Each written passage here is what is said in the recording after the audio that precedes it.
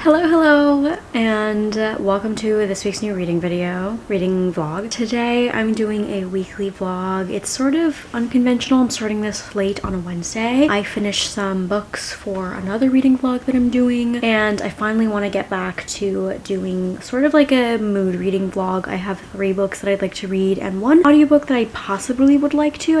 I'm never sure of how to fit in audiobooks into my reading schedule. I have the Literally Dead book club February pick, which is Out There Screaming. It's an anthology of new black horror edited by Peele. And then I have the Book Club pick for February, also the Reformatory by Tananarive Due. Last one is my February book of the month pick, which is The Mayor of Maxwell Street by Avery Cunningham, and I think this is like a historical fiction. This is one of my anticipated reads of the year as well. Pretty chunky. These all are, if I'm being honest, so I'm a little bit nervous because right now it is February 22.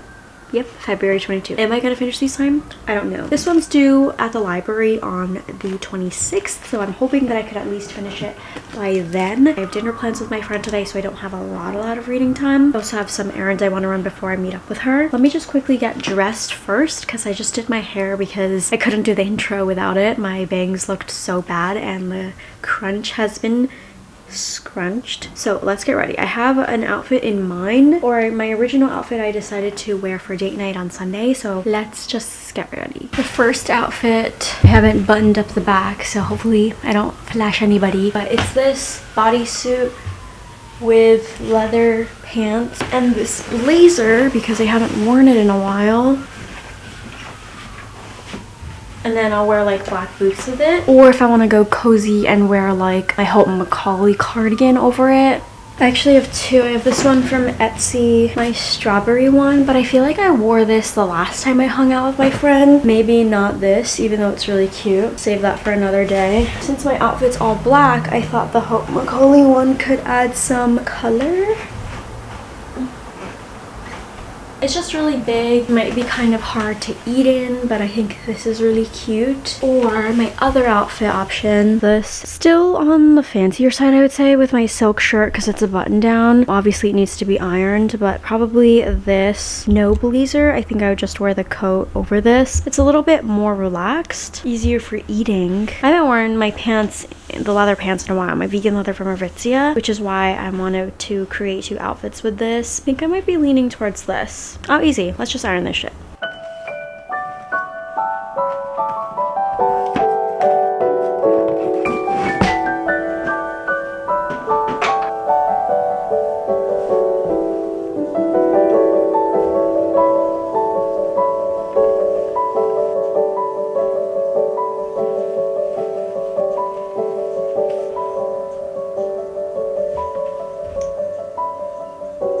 Hello vlog, it's been a while. I'm getting ready for a date night. I don't have much else to do. I don't wear very much makeup at all. I thought I would talk through while I quickly get ready. So I'm still reading Out There Screaming. It's like only the 2nd anthology that I've read before. I'm keeping track of all of my star ratings. I've not been able to read as much as I would have liked. It's taking me a while. This isn't going to be a weekly vlog anymore because I have not read anything. I am quite liking it. The highest one is 4 stars so far, and the lowest one is I think 2 or 3, but it is a horror anthology, so it's like a lot of fun actually. There are some authors that I recognize in there, which is great, and there are new authors that I'm discovering and hope to read full-fledged novels by. One of the stories is actually by Tananarive Due, whose book I have for this vlog as well. I forget if I've read her story. I did.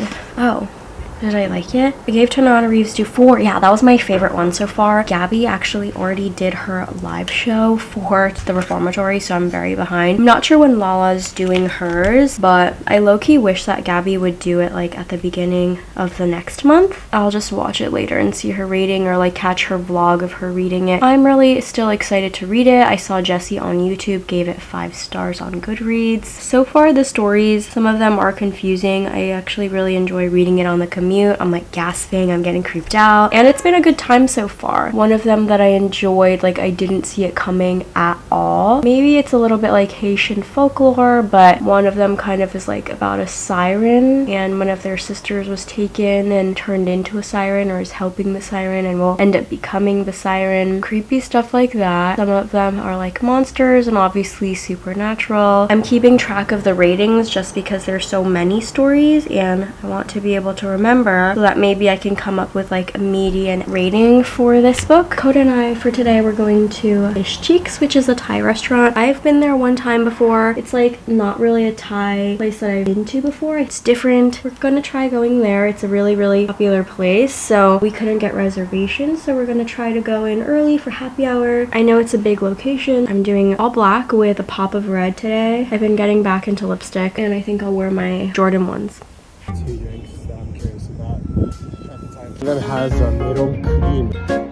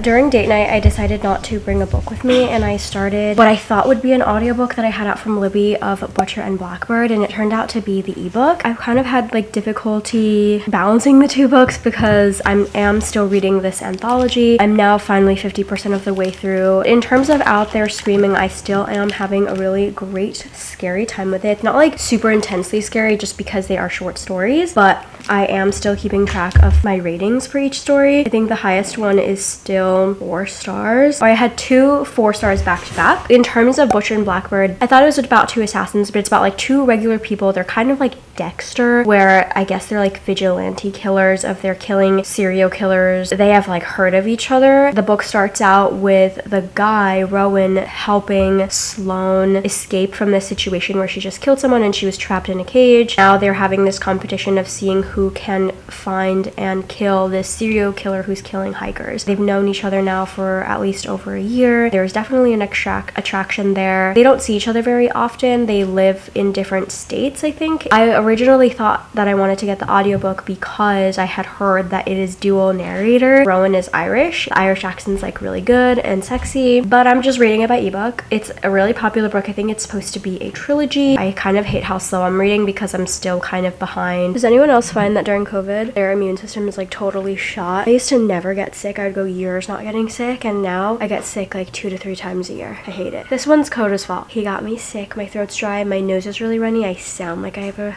stuffy nose. Unwell. Hello. It's been a few days. I drank the Sleepy Girl mocktail again last night and still couldn't fall asleep. So I was up till like 5 a.m. and reading Butcher and Blackbird, which I will continue today. I will finish today because I have less than 100 pages. I think I really liked the beginning half of this book, but now I think post-sex scene, like like the first time they had sex, I am really starting to not like it. The sex is like fine. It's a little bit kind of on the kinkier side, and that's okay. It is a dark romance, but I was liking the first part more because I was really having fun with the banter and the competition aspect of them. I thought that they were just chasing this one serial killer, but I think it's like a game every year that they do to see who can get to the serial killer first, who could get the kill first. But I'm getting like really annoyed with them. I feel like Rowan's being Irish is supposed to be relatively important to him, but he kind of just seems like the token Irish guy. It's kind of cringy. Like the only time you really remember that he's Irish, or like his Irishness really comes out, is when he says the one phrase, fucking idiot, feckin' idiot, and it's written in an Irish accent. It's getting kind of annoying. I also just am getting really fed up with their nicknames for each other. Sloane calls Rowan Butcher, Rowan calls Sloane Blackbird. That's like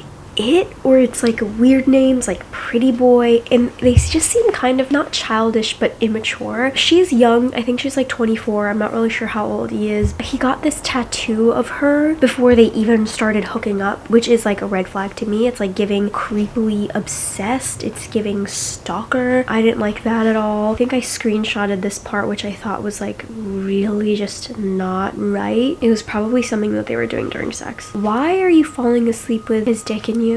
How is that comfortable? And it would slip out right away because you're getting soft. You're not going to be hard throughout the whole night. Like, what is the deal with that? I just feel like the author is doing way too much with the sex scenes. I have maybe like 50 pages left, so I think I'm just gonna bear through it and we'll see where my rating is. As for the other book that I'm also still reading, Out There Screaming, edited by Jordan Peele, I kind of had a lull of not really being interested in the stories that I was reading last night, so I did have a few like 1 stars. I did read a bunch of this though, over 100 pages, and I only have a little bit left actually, so I think I can also finish this book as well finally. I can start on my other 2 for this vlog, which are quite chunky, so I might actually change them out. I don't want to be working on this vlog for too long. Oh, I only have 2 stories left. If I'd known that, I would have just finished this last night. I did have one story that was actually 5 stars, and I'm actually surprised. I was really excited about it because I always just don't know how to rate short stories because I feel like there's so much more that I could want. However, the story that I liked was called Your Happy Place. It was really creepy. It was kind of like a Black Mirror Westworld type of vibe. I've only watched like a few episodes of those shows, but it's kind of like this other world, advanced technology. It's supposed to be about people who are incarcerated and the 13th Amendment. Neither slavery nor involuntary servitude, except as a punishment for crime whereof the party shall have been duly convicted, shall exist within the United States or any place subject to their jurisdiction.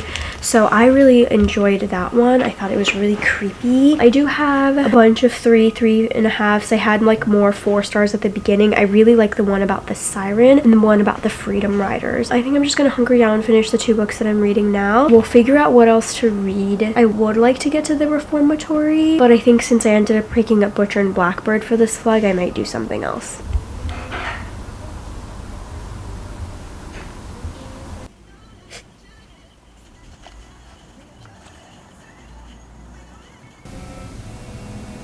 I ended up finishing both books back to back. I gave Butcher and Blackbird 3.5 stars because I did really enjoy the first half of it, and I feel like that counts for something. The ending of it just felt really rushed. Although they had known each other for a couple years, that doesn't necessarily mean that they're going to be good in a relationship together, but I feel like they kind of just fully jumped into it. She moved to another state, like completely upended her life to move into his home and be a part of his life. Like, I don't even know what happened to her job. It really kind of just went downhill. I feel like this book was really hyped. I heard that the smut was really great, and I guess it is, but it was not worth the hype for me. Right after I finished that book, I did finish Out There Screaming because, like I said, I only had 2 stories left. I calculated all of the ratings that I had, figured out the average, and it turned out to be 3.02, so it's a 3 star, which is great. I took note of all of the authors that I gave 3 or more stars to, and I have so many people that I would love to check out, and because I've already read 2 books, I'm just going to fit in 1 more book, and I want to read The Reformatory. Hello, I'm getting something to eat before I head out to work. I'm still a little sick. I did start The Reformatory. I'm not very far into it still. I haven't found a lot of time to read Broken Record. That's my new thing, unfortunately. The Reformatory by Tananarive Tananarive Due is about a young boy, Robert.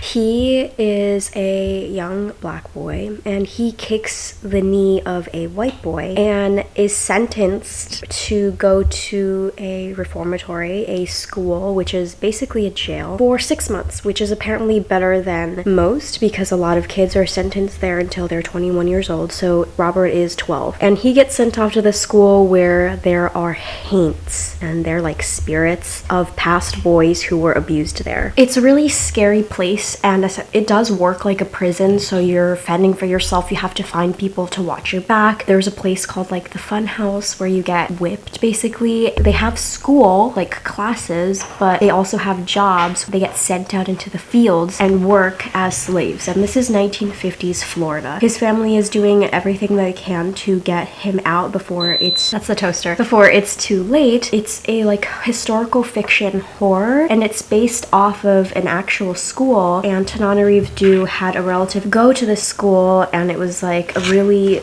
awful part of his life. So far it's just been very atmospheric. Robert's there, he's made some friends called Redbone and Blue. It is definitely a really scary place. It's getting kind of hard to tell what is real and what isn't, and what are the hints. There's still so much for him to learn. He's about to spend his first night there. I couldn't get to bed until like 6 a.m. last night, so I'm not feeling great, but at least I didn't have to shower in the dark today. I don't know if I love this top underneath, but I'm not really doing anything today, so I should probably change the top. I'm getting through it so slowly.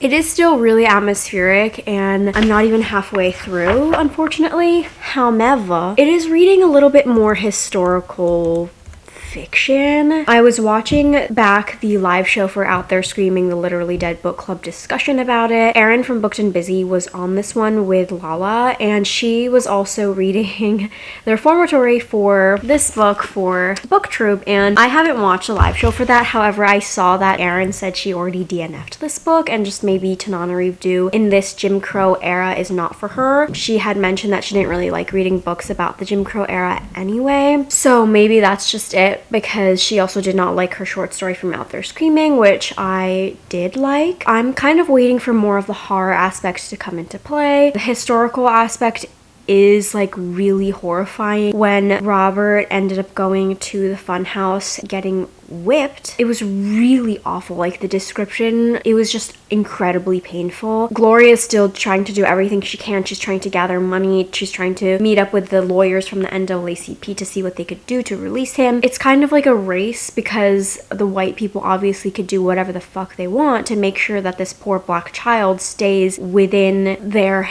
like clutches, their chains. I'm reading more of the Reformatory. Actually, I think I'm going to finish all of it today, which I'm very glad about. I have maybe 50 pages left. I am not really seeing the horror part. I think it has a little bit of horror, maybe technically magical realism because of the hints, right? They have spirits, they have ghosts involved, but it's not really a huge part of the book. Most of it's the historical aspect of the racism that goes on in the school, the system that puts these boys in their place. Gloria, the sister, has tried to speak to the NAACP. They hired a lawyer, and it only stirred up a lot of problems, and now the white people are angry and they burned down Gloria's home. Now it's coming down to the end, so I'm getting really nervous. I've read so much. I've already read over 100 pages today, and I'm glad to finally be done with this book just because I've been reading it for so long. Yesterday I read so much, and I was able to finish the Reformatory on my commute to work pretty early on into the commute, actually, that I ended up switching to my ebook. I quite enjoyed this. I took off the tag of the horror tag on Goodreads because I feel like it was mismarketed towards me. It does have a little bit of horror. Robert, our main protagonist, can see ghosts, and then Gloria, his sister, has something ability that I wish that was explored a little bit more because I thought that was really cool, but it's how she kept people in her life very safe. I'm giving this book 4 stars. I see it as a historical fiction, which I do like historical fiction. The subject matter was very hard. Whatever the boys went through in this story was incredibly brutal, and it was really hard to read. I